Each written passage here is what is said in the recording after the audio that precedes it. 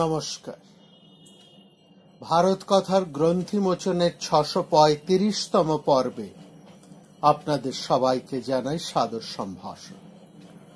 আমরা উপস্থিত ভীষ্ম পর্বের শ্রীমদ্ ভগবদ গীতার ৮ অধ্যায় মোক্ষ সন্ন্যাস যোগের ৪র্থ পর্বের আলোচনায়। এই পর্বের আলোচনার পূর্বাহ্নে দু চারটি কথা একটু বলতে ইচ্ছে করছে। দেখুন, এই যে ভারত কথার গ্রন্থি মোচন যে বিষয়টি নিয়ে যখন আমি আলোচনা শুরু করেছি বা করেছিলাম কথাটাই ভালো, প্রায় ২ বছরের ওপর ধরে প্রায় ৬৫০ পর্বের মতন আমরা কথা বলে চলেছি, অর্থাৎ ৬৫০ দিনের মতন ৬৩৫-৩৬ দিন উত্তীর্ণ আমরা সরাসরি আপনাদের সঙ্গে কথা বলছি ভারত কথা নিয়ে। এই ভারত কথা কতদিন চলবে, কেমন ভাবে চলবে, কতটা আমরা আলোচনা করব, এই নিয়ে কোনো রকম প্রতিজ্ঞা অর্থাৎ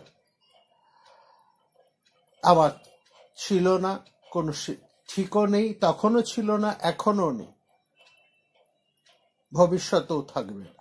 এই কথাটা অন্তত আমি একমাত্র বলতে পারি। এই ভারত কথা কতদিন চলবে, কত পর্ব চলবে, কেমন ভাবে চলবে, এরকম কোনো ছক নির্দেশ করে আমি শুরু করিনি, কোনো প্রতিজ্ঞাও আমার নেই।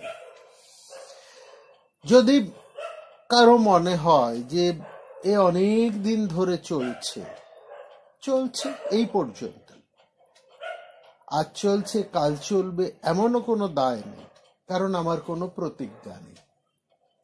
আর কখন এটা তুলে পাঠাতে পারছি না, সম্ভব অসম্ভব, এ তো নানাবিধর মধ্যেই থাকে। কারণ আপনারা অন্তত এইটুকু, এই দীর্ঘ আলোচনায় যারা এই প্রতিদিনের যাত্রাপথে আমার সঙ্গে রয়েছেন, তারা প্রত্যেকে এটা অনুধাবন করেছেন যে এটা কোনো গল্প বলা নয়, কোনো সাধারণ কোনো চরিত্রের রূপায়ণ নয়, বিভিন্ন জায়গায় আছে সেখান থেকে জড়ো করে নিজের একটা কথাকে তুলে ধরাও নয়, নিজের অভিমতকে প্রকাশ করাও। এর জন্য প্রচুর পরিশ্রম করতে হয়, অনেক কিছু খুঁটিয়ে পড়তে হয় এবং অনেক কিছু জানতে হয়, বুঝতে হয়, অনেক কিছু ভাঙতে হয়, অনেক কিছু গড়তে হয়, অনেক কিছু শিখতে হয়, অনেক কিছু ভুলতেও হয়। এই নানান চক্রাকারে চলার মধ্যে দিয়ে প্রতিদিনের একটু একটু তপস্যার ফসল ভারত কথার গ্রন্থি মোচন। এই এক একটা অনন্য ফসল, এইটুকু শুধু আমি বলতে পারি। রূপালী ধান সোনালী বর্ণ ধারণ করেছে, এইটুকু আমি বলতে পারি।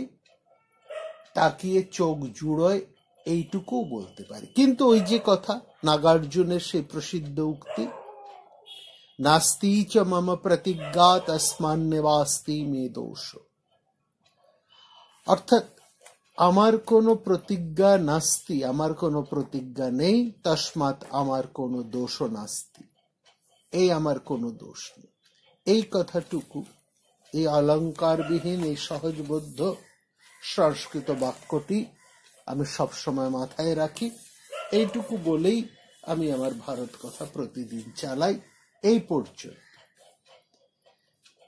আর এর বাকি উদ্দেশ্য কি, বিধেয় কি, কেমন ভাবে এটা চলছে, সে সম্পর্কে আমার ধৈর্যশীল পাঠক যারা, আমার সহযাত্রী যারা এই দীর্ঘদিনের পথ চালায়, যাদের পেয়েছি, 7 পা চললেই বন্ধু হয়, আর ৬৫০ পর্ব প্রায় হতে চলল, এই ৬৩৫-৩৬ পর্ব যারা আমার সাথে প্রতিদিন হেঁটে চলেছেন, তাদেরকে বন্ধু হিসেবে যদি ধরি, অন্তত এইটুকু বিশ্বাস পেতেই পারি তারা এই বিশ্বাসঘাতক হবেন না। যাই হোক, কিন্তু এর সঙ্গে আরেকটা কথাও আছে যেটা মাঝে মাঝে আমাকে একটু উৎপীড়ন করে, সেটি হচ্ছে মহাভারতের শান্তি পর্বে পুত্র গীতা বলে একটি ছোট্ট আছে। ভীষ্ম যুধিষ্ঠিরকে অনন্ত কালক্ষয় এবং তার মধ্যে মানুষের কর্তব্য বিষয়ে উপদেশ দিতে গিয়ে একটা প্রাচীন সংবাদের বর্ণনা করেছিলেন। সেই সংবাদই পুত্রগীতা নামে পড়ে। সেই পুত্রগীতার বক্তব্য যাই থাকুক, তার মধ্যে একটি কথা আমাকে মাঝে মাঝে হন্ট করে। সেটাও হচ্ছে এই যে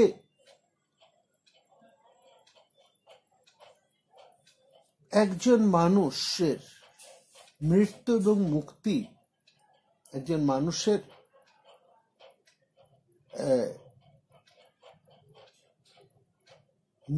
মৃত্যু এবং মুক্তি দুই মানুষের শরীরের মধ্যে অবস্থান করে। কথা হচ্ছে পিতার সাথে তার পুত্রের নাম মেধাবী। মানে মেধাবী কেন না, ছেলেটি অত্যন্ত জ্ঞানী, তাই তার নাম মেধাবী।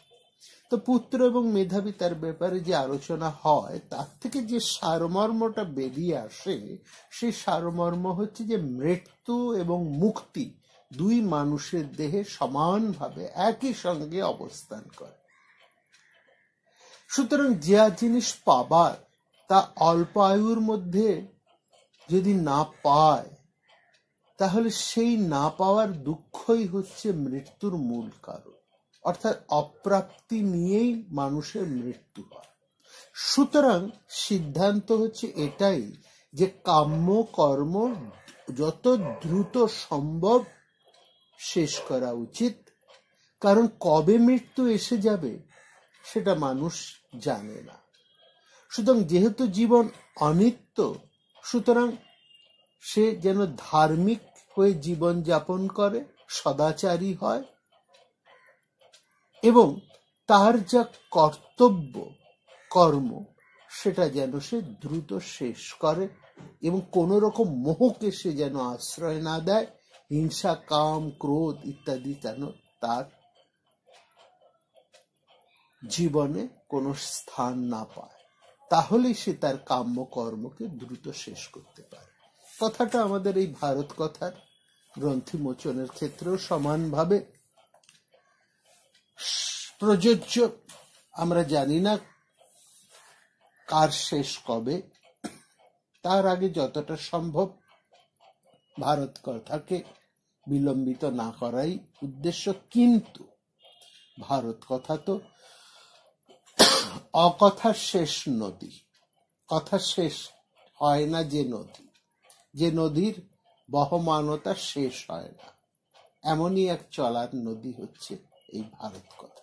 সুতরাং কেমন ভাবে তার শেষ হবে আর শেষ করতে পারবই বা, তাও জানি না। আর শেষ করতেই হবে, সেই পুরনো কথায় সেই চলে আসি, নাগার্জুনের কথায়।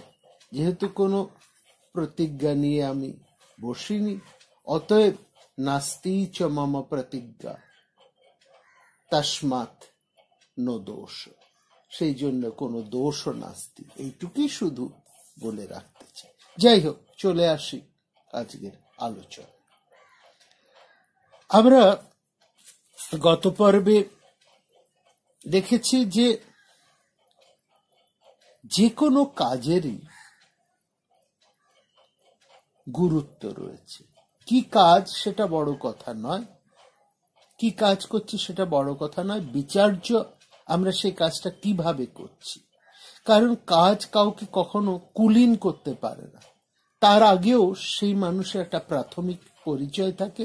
সেই পরিচয়টা হচ্ছে সে হচ্ছে মানুষ, এবং মানুষ হিসেবে যা তার যে পরিচিতি সেটাই হচ্ছে সবচেয়ে বড়। সুতরাং সে যে কি কাজ করছে সেটা কখনোই বড় হয়ে উঠতে পারে না। কথাটা হচ্ছে সে তার কাজটা কেমন ভাবে করছে, এই কেমন ভাবে করছে, তার দায়িত্ব পালন সে কিভাবে নির্বাহ করছে,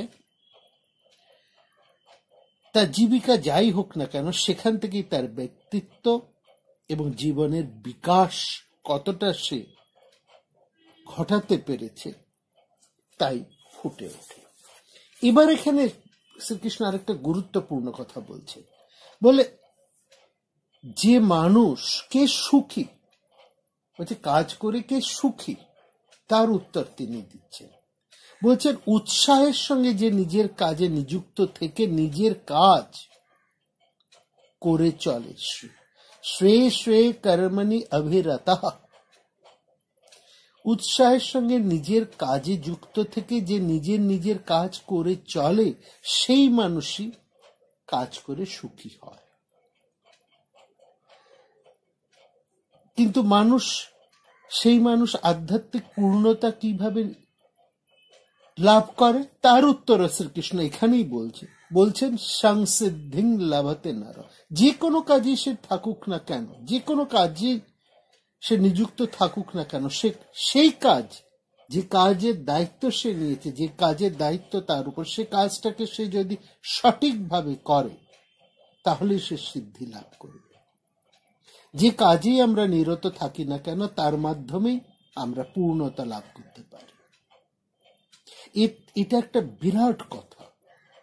এবং বলছে যে আমার যদি যোগ্যতা থাকে আর সেই কাজটা যদি আমি নিষ্ঠার সাথে অনবদ্যভাবে করে যাই, তাহলে আমি সিদ্ধি লাভ করব। সকর্ম নিরত সিদ্ধিং যথা বিন্দতি তস্মিন। কি করে কাজে নিযুক্ত থেকে পূর্ণতা লাভ করা যায়, তার কথাই তিনি এবার এখানে বলছেন। তার মানে কি, কাজ করেই আমি আমার আধ্যাত্মিক বিকাশ ঘটাতে পারি এবং তার জন্য আমার জীবিকা বদলানোর কোনো প্রয়োজন নেই। অর্থাৎ কাজ করেই আমি সিদ্ধি লাভ করব এবং যে কাজই আমি করছি সেই কাজ করেই আমি আমার আধ্যাত্মিক বিকাশ ঘটাতে পারি। এর জন্য আমার জীবিকা পরিবর্তনের কোনো প্রয়োজন নেই। কারণ শ্রীকৃষ্ণ বলছেন যত প্রবৃত্তি ভূতানাম, যার থেকে এই বিশ্ব আবির্ভূত হয়েছে। বিশ্ব কার কাছ থেকে এসেছে? সেই পরমেশ্বরের কাছ থেকে এসেছে। येन सर्वम इदम ततम, যার দ্বারা এই ব্যক্ত জগৎ সবকিছুই পরিব্যাপ্ত, যার দ্বারা এই ব্যক্ত জগতে সবকিছুই পরিব্যাপ্ত। কাজের মধ্যেই তো কারণটা থাকে। তাহলে এই জগৎ যদি সেই পরমেশ্বরের থেকে এসে থাকে, সেই বিরাটের থেকে এসেছে, সেই পরমের থেকে এসে থাকে, তাহলে সেই পরম, সেই বিরাট এই জগৎ জুড়েই রয়েছে। এই জায়গাটা একবার লক্ষ্য করুন। ইয়ত প্রবৃত্তি ভূতানাম, প্রবৃত্তি হচ্ছে এই মহাজাগতের যে কর্মস্রোত, পরম সত্তা থেকে সমস্ত জগৎ প্রকাশিত হয়েছে। ইয়ত মানে যেখান থেকে, সেই পরম ব্রহ্ম থেকে। তিনি येन सर्वम इद ततम, তিনি এই জগতের সবকিছুর মধ্যেই বর্তমান। তার স্বরূপ কিভাবে তিনি বর্তমান? সেই শুদ্ধ চৈতন্য স্বরূপ অনন্ত এবং অদ্বিতীয় শক্তি, সেই চৈতন্য শক্তি তিনি এই জগৎকে প্রকাশ করছেন এবং এই জগতের মধ্যেই তিনি বিরাজ করছেন। তাহলে যদি তিনি এই জগতের প্রকাশক এবং এই জগতের মধ্যেই তিনি বিরাজ করেন, তাহলে তো তিনি আমাদের থেকে দূরও নন, তিনি তো আমাদের খুবই কাছের মানুষ। সকর্মণতম অভ্যর্চ্য, তাহলে আমাদের কাজের মাধ্যমেই তো আমরা তাকে অর্চনা করতে পারি, তাকে স্মরণ করতে পারি, তাকে উপলব্ধি করতে পারি। এখানে অভ্যর্চ্য শব্দের অর্থ কেবলমাত্র পুজো নয়, অর্চনা শব্দের অর্থ তাকে স্মরণ করা, তাকে উপলব্ধি করা। কিভাবে তাকে আমরা অর্চনা করব? কি করে সেই বিরাটের পুজো আমরা করব? ধূপ ধুনো ফুল বেলপাতা নৈবেদ্য নয়। তিনি বলছেন কিভাবে করবেন তাকে? কাজের মধ্যে দিয়ে। সিদ্ধিং বিন্দতি মানব। আর এই দৃষ্টিভঙ্গি দিয়েই তাকে মানুষ সিদ্ধি লাভ করে। অর্থাৎ ছোট বড় কোনো কাজের কোনো প্রভেদ নেই। যার যে দায়িত্ব, যার যে কাজ, সেটা যদি সে সঠিকভাবে করে, তাহলে সে চরম লক্ষ্যের দিকে পৌঁছয়, সেই পরমকে সে লাভ করে। এটা একটা মহত্তম কথা, একটা সার্বজনীন শিক্ষা। আধ্যাত্মিক হবার অধিকার যে সবার আছে, এইটি হচ্ছে তার প্রমাণ। এবং যেহেতু প্রত্যেকটি বস্তুর মধ্যে সেই শাশ্বত সত্তা অধিষ্ঠিত হয়ে আছেন, তার কাছে আমরা কিভাবে পৌঁছবো, তাকে আমরা কি করে লাভ করব, যাকে লাভ করলে আমরা নিজেরাও শুদ্ধ অনন্ত চৈতন্য স্বরূপ হয়ে যাব, আনন্দ স্বরূপ হয়ে যাব। তার উত্তর হচ্ছে কোনো কিছুতে তোমাকে খুঁজতে হবে না। তোমার যে কর্তব্য কর্ম রয়েছে সেইটুকু তুমি অনবদ্য নিখুঁত ভাবে করো। অন্য কোনো জীবিকা নেবার কোনো প্রয়োজন নেই, ঘর ছাড়ার দরকার নেই, বনে গিয়ে চলে যাবার দরকার নেই। যেখানে যে অবস্থায় যে পরিস্থিতিতে রয়েছো, যে কাজের দায় তোমার উপরে আছে, যে কর্তব্য কর্ম তোমার রয়েছে, সেই কর্তব্য কর্মই, তা ভালো মন্দ ছোট বড় কোনো বিচার না করে, সেই দায়িত্ব, সেই কর্তব্য, সেই কর্মভার কে পূজার মতন মনোভাবে তুমি তাকে সম্পাদন করো, এবং সেটি তার শ্রেষ্ঠ পুজো। তার মাধ্যমেই তুমি তাকে লাভ করবে। এইটাই হচ্ছে বিশেষ প্রাসঙ্গিকতা এই গীতা। গীতা কখনোই বলে না যে তুমি দায়িত্ব ছেড়ে পালাও। গীতা কখনোই আমাদেরকে জীবন বিমুখ হতে বলে না। কোনোদিন বলে না যে পরিস্থিতি তোমার যাই আসুক তার থেকে পালাও, তার সামনাসামনি কও, তার মুখোমুখি হও।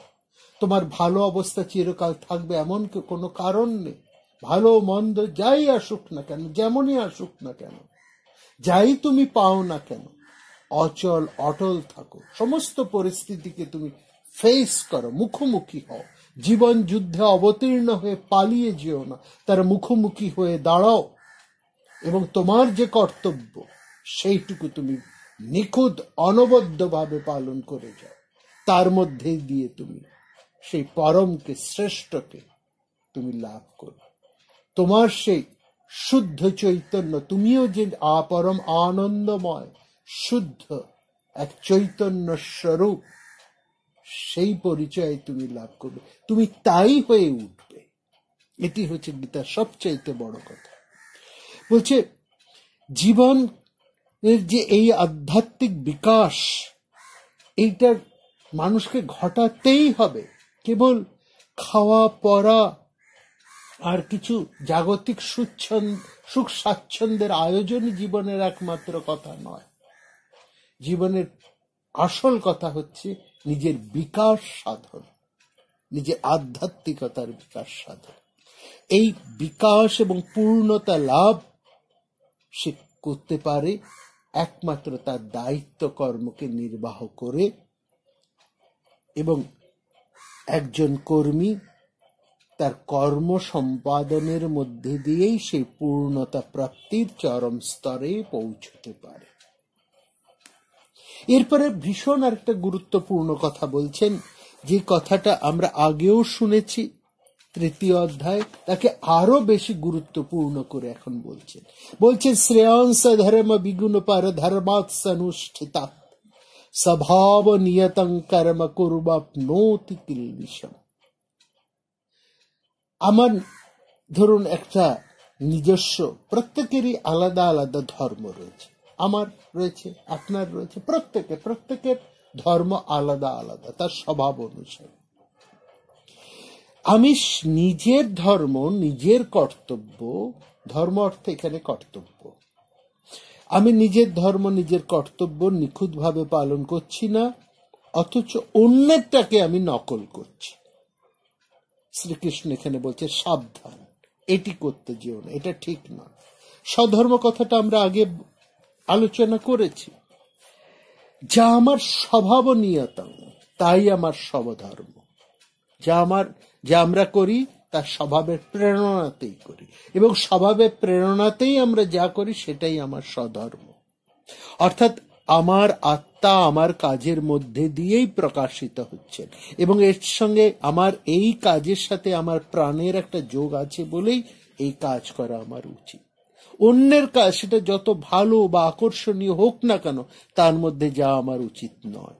নিজের কর্তব্য কর্ম বা নিজের ধর্ম ছেড়ে অন্যের কর্ম অনুসরণ করা অনুচিত। ধর্ম অর্থে এখানে কর্তব্য কর্ম। তাই আমাদের নির্দিষ্ট কর্মের মাধ্যমে আমরা নিজেকে, নিজের আত্মাকে প্রকাশ করতে পারি। তাতে যদি কোনো ত্রুটি বিচ্যুতি হয়, হোক, তবু আমরা আমাদের কর্তব্য কর্ম ছেড়ে অন্যের পেছনে ছুটব না। স্বভাব নিয়তং কর্ম কুর্বম, স্বভাবজাত কর্ম করে না আপনোতি কিলমিষম, স্বভাবজাত কাজ করে কারো কোনো পাপ হয় না। দেখবেন যুধিষ্ঠির, আমরা আলোচনা করেছি উদ্যোগ পর্বে, যুধিষ্ঠির বলেছে আমরা ক্ষত্রিয়, আমাদের যুদ্ধ করতেই হবে। ক্ষত্রিয় ধর্মের মধ্যে যতটুকু পাপ থাকুক না কেন, যতটাই হিংসা থাকুক না কেন, এর যতটুকু খারাপ আছে সেটা জেনেও, যেহেতু আমরা ক্ষত্রিয়, অতএব আমাদের ক্ষত্রিয় বৃত্তি আমরা ত্যাগ করতে পারি না, তার মধ্যেই আমাদের থাকতে হবে। এই জন্য যুধিষ্ঠির অসংশয়ী তার কর্তব্য করবে, কিন্তু অর্জুন পরম বীর ক্ষত্রিয় হয়েও তিনি কিন্তু সংশয়ী। তিনি ক্ষত্রিয় ধর্ম থেকে পালাতে চাইছে। এখানেই অর্জুনের সাথে যুধিষ্ঠিরের তফাৎ। এই জন্য অর্জুনকে গীতা শোনাতে হয়েছে। আর যুধিষ্ঠির প্রথম থেকে সেই স্থিতপ্রজ্ঞে প্রতিষ্ঠিত বলে তাকে গীতার উপদেশ দিতে হয়। এই জায়গাটা আমাদের বুঝতে হবে। আমরা সবসময় ভাবি যে আমার থেকে ওটা ভালো। যেমন একটা চলিতি কথাই আছে, নদীর এপার কহে ছাড়িয়া নিঃশ্বাস, ওপারে সকল সুখ আমার বিশ্বাস। কিন্তু সেই জন্য যে নিজের কাজের উপর আস্থাহীন হয়ে অন্যকে অনুসরণ করো না, বিপদে পড়বে, বিপদে পড়বে। তৃতীয় অধ্যায়ে সেই আমরা আলোচনা করেছি, পরধর্ম ভয়াবহ, অন্যের ধর্মে বিপজ্জনক। নিজের ধর্মে, নিজের কর্তব্য কর্মে বিশ্বাস রাখো। অন্য ধরনের কাজ করার চেষ্টা করো না, তার চাইতে নিজের স্বভাবজাত কাজ করা ভালো। স্বভাবজাত কাজ তো করবো, তার আগে আমার স্বভাবটা কি সেটা তো বুঝতে হবে, অবশ্যই হবে। তার আগে নিজেকে প্রশ্ন করতে হবে, কোন কাজ পেলে আমি নিজেকে সার্থকভাবে প্রকাশ করতে পারবো। যদি আমি তার উত্তর পাই, নিজের থেকে তো ভালো, আরো ভালো হয় যদি নিজের প্রবণতা অনুযায়ী আমি কাজ করার সুযোগ পাই। এই সুযোগ হয়তো সবসময় পাওয়া যায় না, তাই অন্য ধরনের কাজ নিয়েই আমাদের সন্তুষ্ট থাকতে হয়। একটা শ্রেষ্ঠ সমাজ, ভালো সমাজ, উন্নত সমাজ প্রত্যেক মানুষকে কাজ বেছে নেবার স্বাধীনতা দেয়। দুর্ভাগ্য আমাদের সমাজে সেই সুবিধাটা ততটা নেই। সেই জন্য আমাদেরকে মনে রাখতে হবে, স্বভাব থেকে একটু বিচ্যুত হলেও, বাধ্য হয়েও আমরা যে কাজ করব, তার মধ্যে অন্তত যেন একটু তৃপ্তির স্পর্শ থাকে। একেবারে বিরক্ত হয়ে কোনো কাজ করলে সেই কাজ নিজেকে প্রকাশ করে না, সে পরমের কাছে নিজেকে পৌঁছে দেয়। সে তার এরপরে কি সুন্দর একটা উপমা দিয়ে শ্রীকৃষ্ণ বলছেন, সহজং কর্ম কৌন্তেয় সদোষমপি ন ত্যজ্যেৎ, সর্বারম্ভ হি দোষেন ধূমগ্নি আবৃতঃ। কি সুন্দর উপমা! বলছে সহজ মানে জন্মগত, সহজ মানে জন্মগত। যে কাজ জন্ম নির্দিষ্ট তাই হচ্ছে সহজ কর্ম, অর্থাৎ যা স্বতঃস্ফূর্ত স্বাভাবিক কর্ম, সেটাকেই বলছে জন্মগত কর্ম। যা স্বতঃস্ফূর্ত, যা আমার মধ্যে স্বতঃস্ফূর্ত ভাবে চলে। কেউ স্বতঃস্ফূর্ত ভাবে ছবি আঁকতে পারে, কেউ স্বতঃস্ফূর্ত ভাবে নাচতে পারে, গান করতে পারে, কেউ স্বতঃস্ফূর্ত ভাবে কারিগরি দিক, কারো স্বতঃস্ফূর্ত ভাবে সাহিত্য আসে, কারো স্বতঃস্ফূর্ত তার সেবা করতে পারে, কে স্বতঃস্ফূর্ত ভাবে কঠিন পরিশ্রম করতে পারে, কেউ খুব স্বতঃস্ফূর্ততার মধ্যে দিয়ে পর্বত অভিযানে যেতে পারে। প্রত্যেকের মধ্যে একটা বিষয়, কোনো না কোনো বিষয়ে কাজের একটা স্বতঃস্ফূর্ততা আছে। কেউ রাজনীতিতে, কেউ অর্থনীতিতে, কেউ সমাজনীতিতে। কিন্তু মনে রাখতে হবে, যে কাজই করুক না কেন, সব কাজই একটু কম বেশি দোষের আরম্ভ। সর্বারম্ভ হি দোষেন আবৃতা। যে কোনো কাজ, কোনো কাজই দোষ মুক্ত নয়। এটা হচ্ছে একদম সত্যি কথা। কিরকম না, ধূমেন অগ্নি, ধোঁয়ার দ্বারা আগুন যেমন আবৃত থাকে, আগুন থাকে কিন্তু একটু কম বেশি হলেও একটু ধোঁয়া থাকেই। সে প্রথম শেষে না থাকলেও প্রথমে একটু ধোঁয়া থাকে। সুতরাং কোন নির্দোষ কর্ম কিন্তু বাস্তবে হয় না। সব কাজের মধ্যে কিছু ত্রুটি থাকে, দোষ থাকে। যুধিষ্ঠির যেমন বলেছেন, ক্ষত্রিয় কর্মের মধ্যে দোষ আছে, কিন্তু এটা আমাদের স্বভাবজ কর্ম। আমরা ক্ষত্রিয়, এটাই আমাদের স্বভাবজ, এটা আমাদের করতেই হবে, এই কর্তব্য আমাদেরকে পালন করতেই হবে। প্রথমে তিনি যুদ্ধ করতে চাননি, তিনি শান্তি চেয়েছিলেন। তিনি অনেকভাবে চেষ্টা করেছিলেন, অনেক কিছু সহ্য করে, অনেক কিছু ত্যাগ করে, যাতে নিজেদের মধ্যে সদ্ভাব বজায় থাকে, যাতে জ্ঞাতি বিরোধ না হয়। কিন্তু যখন দেখলেন কিছুই হবার নয়, এটা অবশ্যম্ভাবী, সুতরাং উনি তখন তার মধ্যে আর তার কোনো সংশয় নিলেন, তিনি যুদ্ধকে স্বীকার করে নিলেন যে যুদ্ধ তাকে করতেই হবে, তার মধ্যে যুদ্ধের ব্যাপারে আর কোনো সংশয় নেই। আর লক্ষ্য করুন, প্রথম থেকে যুদ্ধ যুদ্ধ যুদ্ধ করে নেচে গেছেন ভীম আর অর্জুন, কিন্তু যুদ্ধ করতে এসে অর্জুন একেবারে কেমন যেন হঠাৎ অন্যরকম হয়ে গেল, বিষাদগ্রস্ত হয়ে গেল, মোহগ্রস্ত হয়ে গেল। সেই জন্য মনে রাখবেন, আমাদের এই শরীরের কথা যদি আমরা ধরি, এই শরীরের তো বিকার আছে, বিনাশ আছে, তার হাজার দোষ আছে, কিন্তু এই সমস্ত নিয়েই তো আমরা অবিকারী বিশুদ্ধ আত্মা পরমাত্মাকে উপলব্ধি করি। এই উপলব্ধি করবার মাধ্যম তো আমাদের এই শরীর। এই শরীরের মধ্যে দিয়েই তো শরীরের মধ্যে যিনি অবস্থিত সেই দেহীকে, সেই পরমকে আমরা উপলব্ধি করতে পারি, যার মাধ্যমে আমরা তাকে ধরতে চাইছি, জানতে চাইছি, ছুঁতে চাইছি, অনুভব করতে চাইছি। সেই মাধ্যমের হাজার দোষ আছে আমরা জানি, তবু তো তার মাধ্যমেই আমরা তার কাছে পৌঁছতে হবে। যুদ্ধ লেগেছে, দেশ ছেড়ে লোক পালাচ্ছে, এমন সময় যে যা উপায় পাচ্ছে তাই তারা নিচ্ছে। একটা লজ্জড়ে গাড়ি কোনো মতে যাচ্ছে, মানুষ তাতেই চেপে বসেছে, সেটাতে করে সে পালাতে চাইছে। পালাতে হবে, এটাই হচ্ছে এখন সবচেয়ে বড় কথা। আমাকে এ প্রান্ত থেকে ও প্রান্তে পৌঁছতে হবে, মাধ্যম যেমনই হোক, যতটুকু যাওয়া যায়, যদি পুরোটা না যাওয়া যায়, যতটুকু যাওয়া যায়। ঠিক সেরকমই হাজার দোষ থাকতে সীমার মধ্যে দিয়েই আমরা অসীমকে ছোঁয়ার চেষ্টা করি। কালের সীমিত সামর্থ্যের মধ্যে দিয়ে আমরা কালাতীত বা শাশ্বতকে উপলব্ধি করতে চাই। এটাই তো চৈতন্যের একটা মহিমা। মহাভারতে একটা খুব চমৎকার শ্লোক আছে, এষা বুদ্ধিমতাং বুদ্ধি মনীষা চ মনীষিণাম ইয়ৎ সত্যম অনৃতেহ নেহ মার্তাপ্নপ্নতি মং অমৃতম। সেই মানুষই বুদ্ধিমান যে দেহ, মন এবং ইন্দ্রিয়গুলোর মতন বিনাশশীল সীমিত উপকরণ দিয়ে সেই অবিনাশী অনন্তকে লাভ করে। এষাং বুদ্ধিমতাং বুদ্ধি, বুদ্ধিমানের এটাই হচ্ছে প্রকৃত বুদ্ধিমত্তা। সুতরাং এইটাকে মনে রাখতে হবে। সে অনন্ত শাশ্বত সত্যের স্বরূপকে উপলব্ধি করতে হলে উপলব্ধি করতে হবে এই বিনাশশীল বস্তুর মধ্যে দিয়ে। মার্তেন অনৃতেন, যা অসত্য, তার মাধ্যমে আমাকে লাভ করতে হবে সেই সত্যকে, সে অবিনশ্বরকে।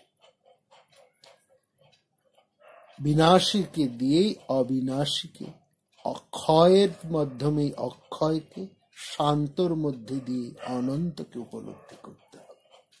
এটাই হচ্ছে মূল বক্তব্য।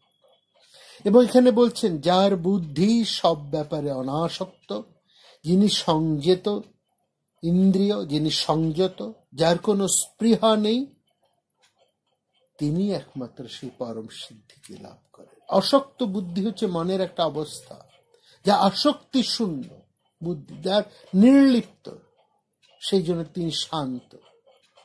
আসক্তি মনকে অশান্ত করে, আর মন যার আসক্তি নেই, অনাসক্তি, মনকে শান্ত করে। এই যার বুদ্ধি অনাসক্তির দ্বারা উজ্জীবিত, সে কখনোই কোনো দায়িত্বের বোঝায় ক্লিষ্ট হয় না, কোনো ভারকে সে ভার মনে করে না। একটা অপূর্ব অবস্থার মধ্যে সে অশক্ত বুদ্ধি, সে যে কোনো দায়িত্ব যত ভারী হোক না কেন অক্লেশে বয়ে নিয়ে যায়, তার মধ্যে কোনো অশান্তের লক্ষণ, তিনি প্রশান্ত সবসময়।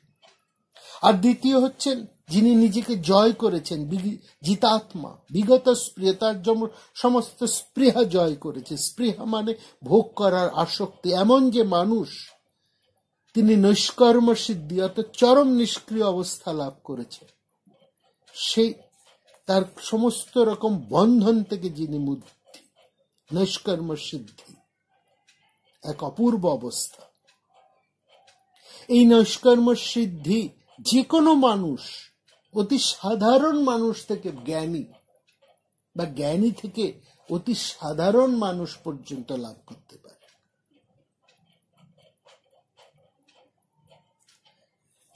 এবং এই যার এই নৈষ্কর্ম সিদ্ধি আসে, সেই কিন্তু প্রকৃত সন্ন্যাসী বলে অভিহিত হয়। এই সন্ন্যাস তখনই হয় যখন একজন মানুষের সমস্ত রকম স্পৃহা চলে যায়, তখনই সে পরম সন্ন্যাসী।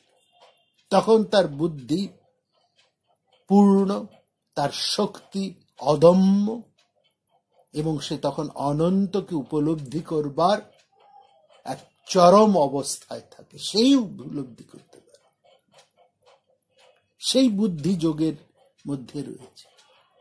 আসক্ত বুদ্ধি সর্বত্র জিতাত্মা বিগত স্পৃহা।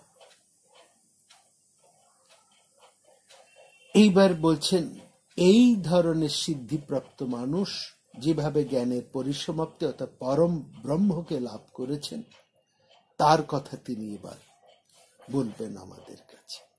কিভাবে তারা লাভ করেন সেই পরমাত্মাকে?